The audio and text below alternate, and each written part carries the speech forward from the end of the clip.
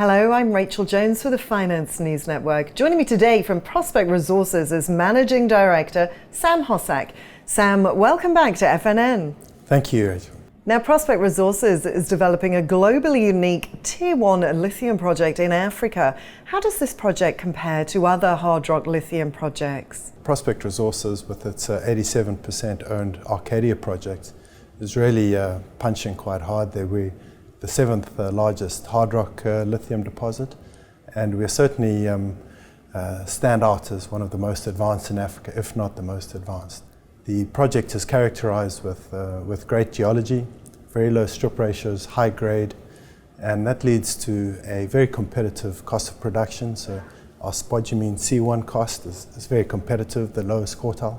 You know, the development costs, the capital intensity, again, in the bottom quartile. So a very competitive project. The technicals have been really well understood by my management team, and we're pushing really hard to ensure this project stands out. And now let's talk about progress. What has been achieved over this quarter? We've had a tremendously productive year. We've been very focused on the Arcadia project, and in particular on funding. But some of the other highlights that we've been able to achieve, in particular on the glass and ceramics market, which has been our strategic focus. We've passed the pre-qualification process and some of the qualification gates with those customers, and that's very promising. It validates the premiums and the demand for this particular low iron petalite, so that's been tremendously rewarding for us. We've been able to upgrade the ore reserve, which has led to a 39% increase in lithium under the reserve.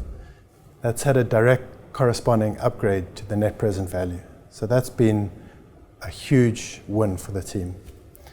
Lastly, we've taken all of that knowledge and we've put it into an upgraded definitive feasibility study. Just to take you through some of the definitive feasibility highlights, the NPV10 has increased to $710 million, and the EBITDA before tax, the average in the first 5 years, has increased to $168 million. That's almost a 100% increase on our previous assumptions. So that's a real boost to the viability of this project. And fundamental to us, we've been able to maintain the capital intensity and the capex, and drive down the OPEX cost, particularly for the battery products, the spodumene, the 6% spodumene. That sounds like great news. And what do you have planned for the next quarter? Certainly, to conclude on the year, we would like to see the completion of the due diligence on the MOU. We've recently signed an understanding with a Russian entity, Uranium One Group, and what we know about this group is they're strategically focused on lithium. We understand Russia has no substantial reserves of their own. We also understand they're very in favor with our location and our asset class and quality. So it certainly has great prospects, and we would expect in the first quarter to complete that due diligence process, and that's a priority for us. In addition to that, we're progressing with our finance, and we are in the process and would like to conclude on the identification of an appropriate finance partner to project finance the Arcadia project.